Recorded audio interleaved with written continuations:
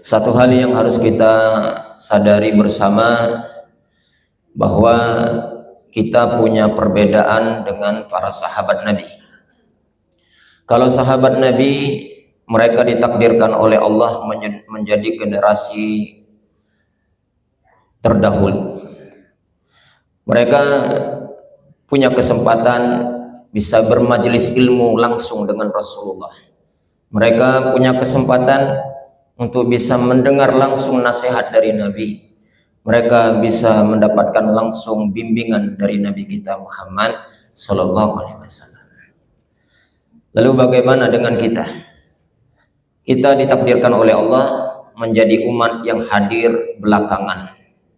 Kita terpisah jauh dengan Nabi 1400-an tahun yang lalu. Maka kita tidak punya kesempatan semasa hidup di dunia ini untuk bisa bertatap muka dengan Nabi. Kita tidak punya kesempatan untuk mendengar langsung nasihat dari Nabi. Qadarullah, para ulama kita telah berijtihad menghimpun berbagai macam hadis-hadis dari Nabi kita Muhammad Sallallahu Alaihi Wasallam. Maka ada banyak karya yang dibuat oleh para ulama. Oleh karena itu, kehadiran kita dalam majelis ilmu bagian dari ikhtiar kita untuk bisa tersambung dengan Rasulullah Sallallahu Alaihi Wasallam dengan mengkaji hadis-hadis Nabi beliau. Maka mudah-mudahan kita tidak pernah bosan untuk terus mengkaji ilmu agama, mengkaji hadis-hadis Nabi kita, Nabi Muhammad Sallallahu Alaihi Wasallam. Di dunia mungkin kita tidak bisa ketemu dengan Nabi, tapi mudah-mudahan dengan kecintaan kita kepada Nabi, nanti di akhirat akan berbalas, kita akan bisa berjumpa dengan Nabi kita Muhammad Sallallahu Alaihi Wasallam. Amin ya Rabbal Alamin. Bapak Ibu jamaah rahimani wa rahimakumullah, hari ini kita akan membahas hadis Nabi yang ke-289 dari kitab Al-Adabul Mufrad karya dari Imam Al-Bukhari. Hadis ini sanadnya langsung tersambung kepada sahabat Nabi yang mulia yang bernama Abu Hurairah radhiyallahu anhu. Abu Hurairah radhiyallahu anhu berkata, qala Nabi sallallahu alaihi wasallam. Nabi Muhammad sallallahu alaihi wasallam, kata Abu Hurairah, pernah suatu ketika bersabda, memberikan nasihat. Namun terlebih dahulu Nabi kemudian berdialog. Apa kata Nabi? Tadruna ma aksaru ma yudkhilunna. Wahai para sahabatku, kalian tahu tidak apa yang menyebabkan orang paling banyak masuk ke dalam neraka? Penyebab utama yang menyebabkan banyak orang masuk ke neraka itu apa? Kata Nabi. Maka para sahabat Nabi menjawab, qalu Allah wa rasuluhu a'lam. Para sahabat Nabi menjawab, Allah dan Rasul sajalah yang lebih tahu. Qala al-ajwafani. Maka Nabi kemudian menjawab, menjelaskan, penyebab utama yang paling banyak orang masuk neraka itu, kata Nabi, al-ajwafani, yaitu dua lubang. Penyebabnya karena dua lubang. Nah, apa dua lubang ini? Al-farju wal fammu. Dua lubang yang dimaksud itu, kata Nabi, adalah rongga kemaluan dan rongga mulut. Dari dua inilah, kata Nabi, banyaknya luang masuk neraka lewat ini. Nanti kita jelaskan, Pak. Kemudian Nabi bertanya lagi, wa aksaru ma yudkhilul jannah. Tahu tak kamu apa yang menyebabkan banyak orang masuk ke dalam surga? Nah, kalau tadi pertanyaannya, apa yang banyak menyebabkan orang masuk neraka? Dua lubang penyebabnya. Nah, sekarang Nabi nanya, sekarang apa yang menyebabkan banyak orang masuk surga? Nah, Nabi menjawab, ada dua juga, Pak. Yang pertama apa? Taqwallah. Yang kedua, husnul khuluqi. Yang pertama, bertakwa kepada Allah. Dan yang kedua, berakhlak mulia. Baik Bapak Ibu jamaah rahimani wa rahimakumullah, itu bunyi hadisnya, dan kita akan coba membahas kandungan hadis tadi. Yang pertama, hadis yang kita barusan baca menjelaskan kepada kita metode dakwah, cara berdakwah, cara mengajak, cara mendidik, cara mengajar. Dalam prakteknya baginda Rasul berdakwah menggunakan dengan berbagai macam metode, berbagai macam cara. Dan salah satu di antara metode yang dicontohkan oleh Nabi dan itu paling efektif adalah metode diskusi atau metode tanya jawab. Nah, seperti hadis tadi, Nabi bertanya dengan sahabatnya. Lah, untuk apa tujuannya menggunakan tanya jawab ini? Metode diskusi ini apa tujuannya? Tujuannya untuk menarik perhatian dari para pendengar, dari para hadirin, dari para jamaah, supaya orang-orang yang mendengarkan nasihat ini benar-benar fokus, punya perhatian yang tinggi terhadap apa yang nak disampaikan. Nah, itu tujuan dari metode diskusi tadi. Nabi mengajukan pertanyaan, tahu tak kamu siapa nian penyebab orang banyak masuk neraka? Nah, itu kan pertanyaan. Nah, para pendengar yang mendengar itu Pak tertantang. Aduh, bisa tidak kita jawab nih ya? Bisa tidak kita jawab ini? Nah, itu kan berarti menarik perhatian.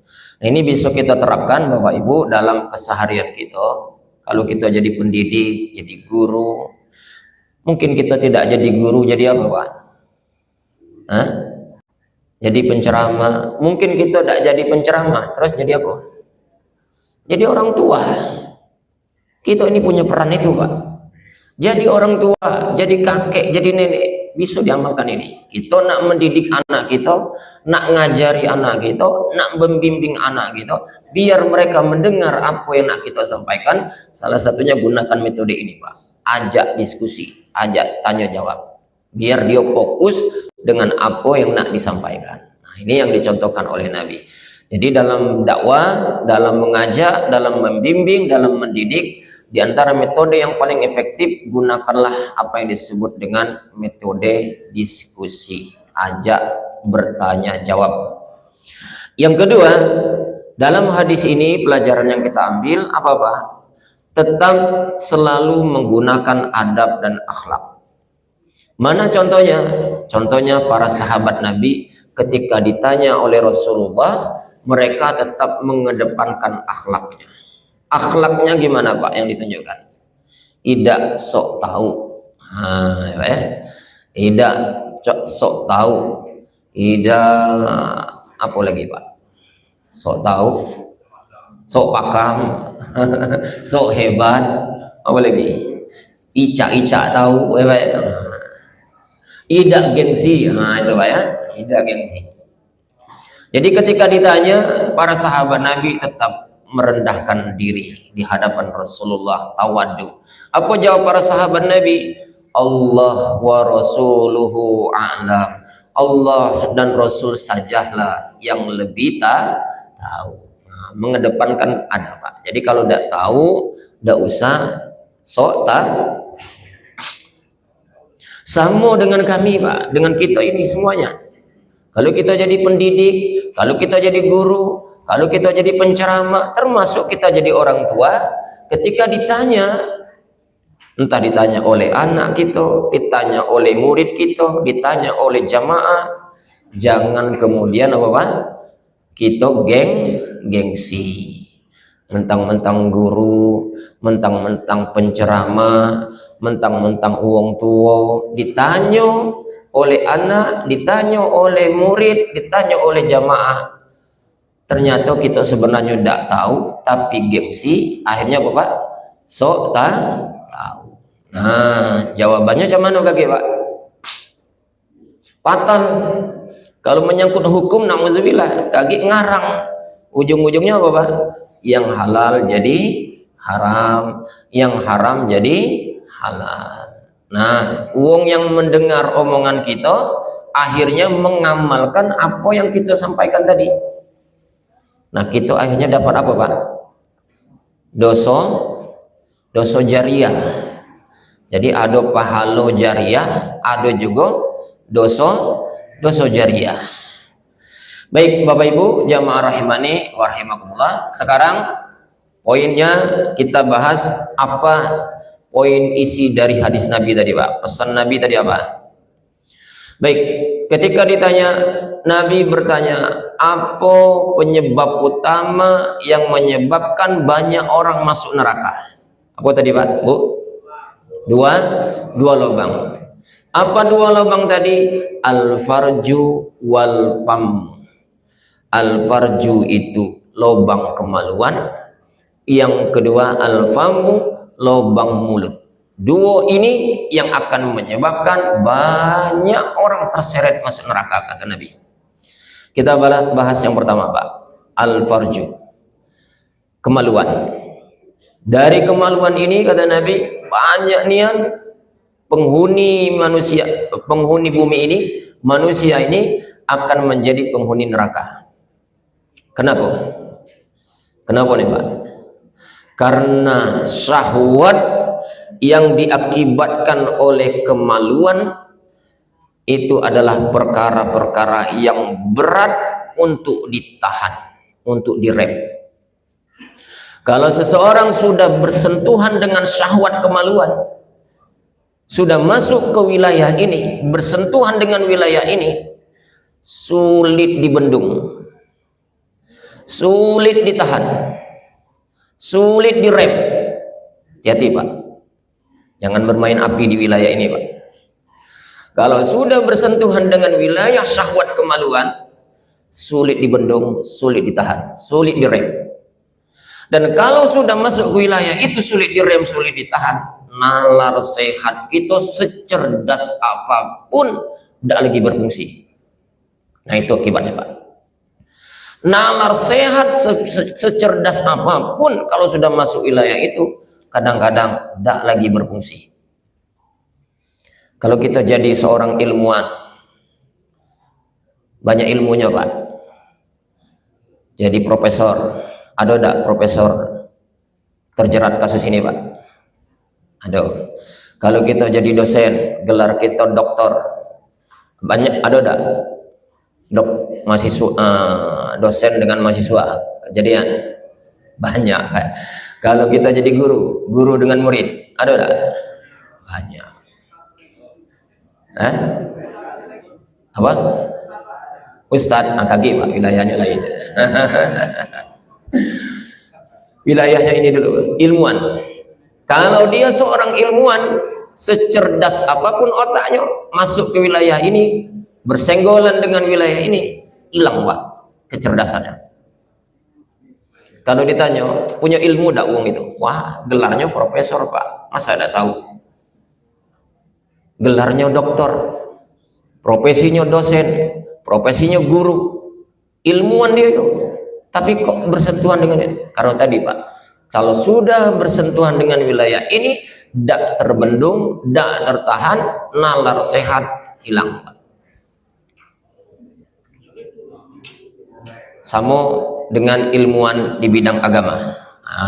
Masuk yang uji Bapak tadi Pak. Ada tidak uang yang banyak ilmu di bidang agama terjerat dengan kasus ini? Banyak juga. Siapa mereka? Entah dia ulama, entah dia kiai, entah dia ustaz, entah dia pimpinan pondok pesantren tertentu. Kalau sudah berbicara bersentuhan dengan wilayah syahwat kemaluan, sulit dibendung, sulit ditahan. Dan kalau sudah masuk ke sana, na'udzubillah, nalar sehat pun tidak berfungsi. Kalau ditanya, tahu tidak dia itu Pak, ini berdosa? Tahu Pak. Tahu tidak kalau ini punya dampak besar? Tahu Pak. Tahu tidak kalau ini berdosa di hadapan Allah, dilaknat oleh umat manusia juga, dikutuk oleh seluruh umat manusia? Tahu Pak. Kok bisa melakukannya? Tadi Pak, tidak terrem lagi Pak kalau sudah bersentuh wilayah. Maka Bapak Ibu jamaah rahimani wa rahimakumullah, Kita berdoa kepada Allah, mudah-mudahan kita semua yang hadir di sini termasuk orang yang selalu dilindungi oleh Allah Subhanahu wa taala dari bencana ini, Pak, dari ujian ini.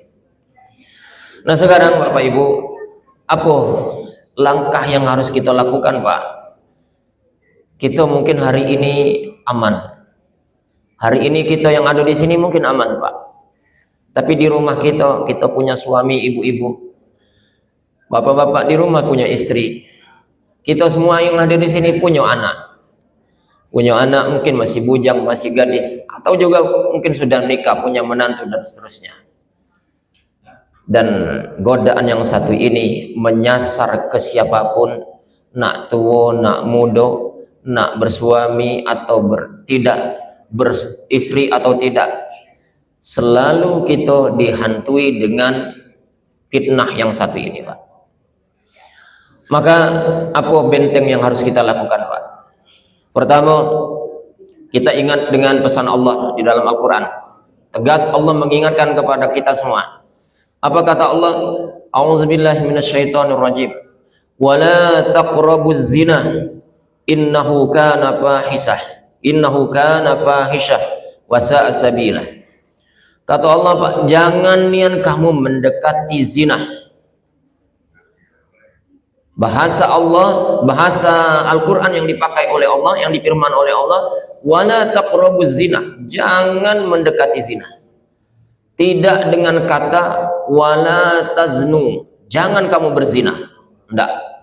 Allah tidak menyebut dengan kalimat jangan kamu berzina, tapi yang dipakai jangan mendekati zina. Artinya apa, Pak? Mendekati jalan-jalan yang menuju kepada perbuatan zina direm, kata Allah, langsung dikunci. Apalagi sudah masuk ke perzinahan, nauzubillah. Mendekati jalan-jalan menuju perbuatan zina, tutup, kata Allah. Nah, sekarang cara nutupnya, Bapak, ngerem kita supaya jangan masuk ke wilayah itu. Yang pertama, jaga pandangan mata kita, Pak. Baik laki-laki maupun perempuan, sama. Itu ada di Al-Quran, surah An-Nur ayat 30 sampai 31. Yang diperingatkan oleh Allah tidak hanya kita laki-laki, tapi juga ibu-ibu kaum perempuan. Diingatkan oleh Allah di dalam Al-Quran surah An-Nur ayat 30 sampai 31. Untuk yang lanang, Pak, apa kata Allah? Kullil mu'minina yahudduna min absarihim wa yahfazuna furujahum. Kami lanang di situ disebut dua, Pak. Bu, kami lanang disebut dua. Jaga pandangan matamu, kata Allah, dan jaga kemaluanmu. Dua untuk kami lanang. Tapi perempuan lebih banyak. Lihat di surat An-Nur ayat berikutnya, ayat 31. Allah menyebutnya lebih banyak lagi di situ. Wa kullil mu'minat yaghdudna min absarihinna wa yahfazna furujahunna wa la yubdina zinatahunna. Terus sampai ke berikutnya disebut ada 4. Kata Allah, sampaikan kepada wanita-wanita muslimah. 1, jaga pandangan mata. 2, jaga kemaluan. 3, jangan tampakkan perhiasanmu. Jangan diobralkan auratmu. Sampai ke 4. 3, Pak. Tutup dada. 4 disebut Allah dalam Al-Quran itu. Jadi lebih banyak lagi diperintahkan kepada ibu-ibu, kaum perempuan, jaga mata, jaga kemaluan, jangan mengobralkan perhiasannya, termasuk di situ adalah auratnya. Yang keempat, kata Allah, hendaklah dia menutup dadanya. Kalau bahasa kita pakai apa, Pak? Jilbab. Berikutnya, apa yang harus kita lakukan, Pak, untuk membentengi ini? Kholwat. Jangan berkholwat. Apa berkholwat tuh, Pak? Berdua-duaan. Hati-hati, Pak. Jangan berdua-duaan. Nah, ini kadang-kadang sulit dihindari kalau di kantor, Pak. Kita kerjanya dalam satu ruangan dan ruangannya kecil, yang ditugaskan memang kita berdua di situ. Nah, kalaulah bercampur, hati-hati, Pak. Setan yang ketiganya, Pak. Termasuk kata ulama, kalaupun ada niat baik nak nolong, kalau berduaan hindari Pak. Apa? Misalnya nak ngantar ke rumah, balik dari kantor, motor kita kebetulan dewean kita nunggangi, kawan kita dekati motor berjalan, tidak tega kan Pak? Niat baik gitu memang Pak, nak ngantar, tapi hati-hati keseringan Pak, bisa-bisa apa Pak? Hah? Ketagihan minta antar jemput, akhirnya cinlok, apa tuh Pak? Cinta lokasi. Nah. Dan hati-hati, ini ada sejarahnya Pak.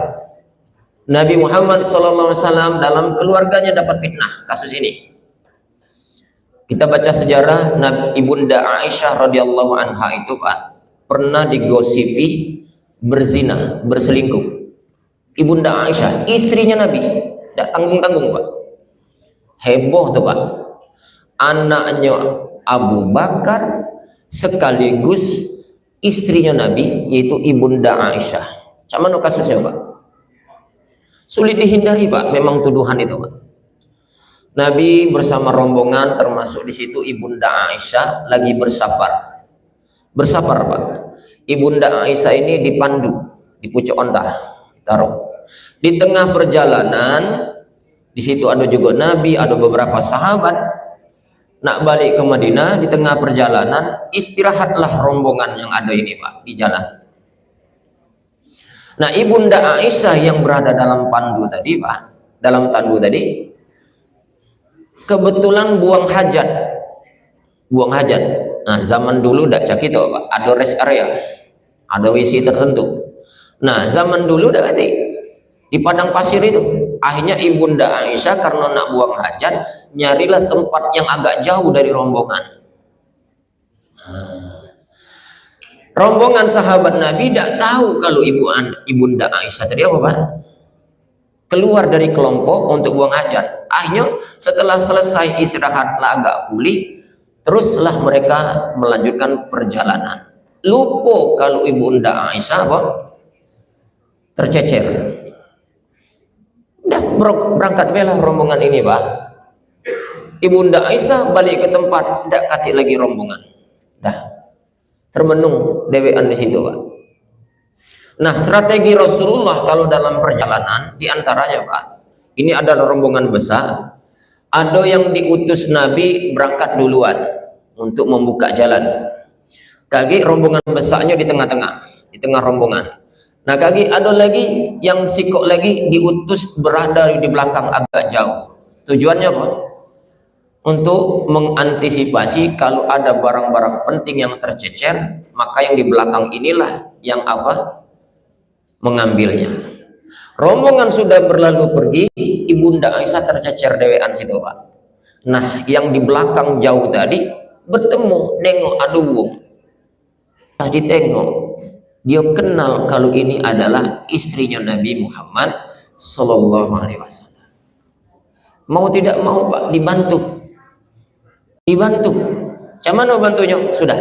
Ibunda Aisyah disuruh pucuk onta, dionya turun dan menuntun onta itu. Selama di jalan tidak pernah nengok ke belakang. Sahabat Nabi memuliakan istrinya Rasulullah Sallallahu Alaihi Wasallam. Sampai di Madinah rombongan tadi Pak, tidak mendapatkan siapa? Ibunda Aisyah. Nah, kemana nih Ibunda Aisyah? Tadi masuk rombongan kita, udah ganti sekarang. Dalam keadaan panik ini mencari Ibunda Aisyah, tahu-tahu berikutnya datang Ibunda Aisyah bersama siapa? Sahabat Nabi. Yang memang sahabat Nabi ini diutus oleh Nabi dari belakang untuk mengantisipasi. Nah, apa yang terjadi Pak? Merebaklah isu yang tak terkendali. Dituduh apa? Ibunda Aisyah berselingkuh dengan sahabat Nabi Muhammad SAW. Lama Pak, sejarah itu Pak, sampai membuat Nabi shock juga Pak. Karena memang sulit dihindari. Nabi juga tidak pecah masalah Pak. Barulah selesai setelah turunnya wahyu Allah. Aduh, di Al-Quran saya lupa ayatnya Pak. Nah, hal yang sama dengan kita Pak. Memang mungkin niat baik nak antar jemput kawan. Tapi kalau berduaan keseringan, takut lagi apa Pak? Fitnah. Maka kunci kata Allah, wala taqrabuz zina. Tutup segala jalan-jalan yang menuju kepada perbuatan zina. Nah, jadi hindari berkhulwat, berdua-duaan, ngobrol berdua, ke kantin kantor, istirahat jam kantor, pergi ke kantin berdua juga.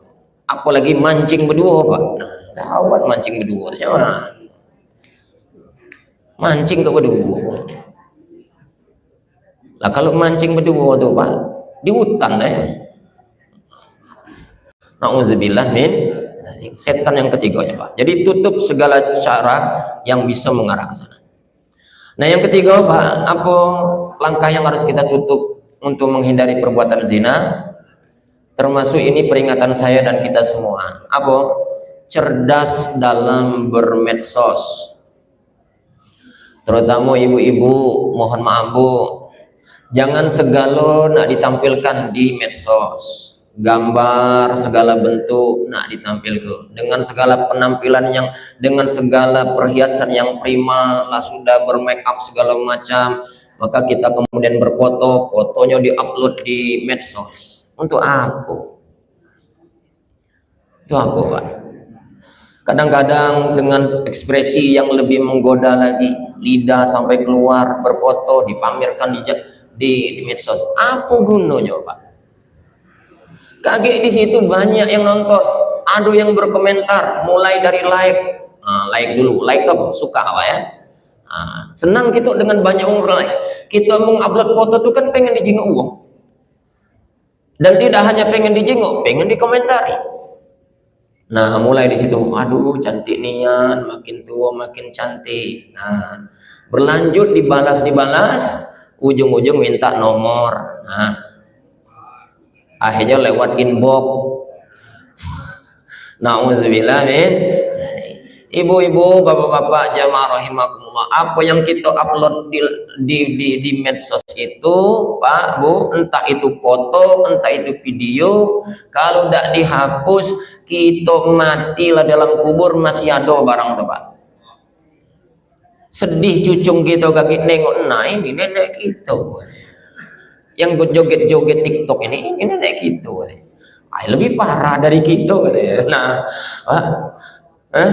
kita lah terkubur dalam kuburan masih ada barang tuh Pak. Nah, coba rajin cerdaslah dalam bermedsos. Baik Bapak Ibu jamaah rahimakumullah, saya coba lengkapi, inilah waktu mepet Pak. Terakhir Pak, yang pacak masuk kita ke neraka paling banyak itu apa? Selain lubang kemaluan, apa tadi kata Nabi Pak? Mulut. Nah, mulut ini banyak juga menyebabkan kita masuk ke neraka. Apa dosa mulut? Apa Pak? Dosa mulut? Ada dua Pak. Ada yang ke dalam, ada yang keluar. Itu dosa mulut. Yang ke dalam tahu Pak? Mulut asbab. Tahu mulut asbab? Asbab tahu Pak? Tengok asbab. Apa baik masuk? Rokok jarum laju, rokok surya laju, rokok apa lagi Pak? Sampurna masuk. Namanya asbab. Segala macam pacak masuk di dalam asbab. Nah, mulut asbab itu macam itu Pak. Apa baik masuk? Tak melihat lagi rambu-rambu. Prinsipnya apa? Halal, haram, halal. Minuman, makanan masuk kalau di situ. Awas, dari mulut ini banyak uang terseret ke neraka. Ini halal, zatnya halal Pak. Air putih ini semua kita sepakat ini halal, jadi boleh diminum karena dia halal. Tapi bisa berubah jadi haram kalau aku ngambil di warung tidak bayar. Nah, kita minum sampai di rumah dinjuk sama istri pula, sampai di rumah dinjuk anak. Hati-hati, pastikan semua yang masuk ke dalam mulut kita, entah itu makanan, entah itu minuman, haruslah dipastikan apa Pak? Halal. Halal zatnya, halal prosesnya. Itu yang masuk. Terakhir yang keluar. Yang keluar dari mulut apa Pak?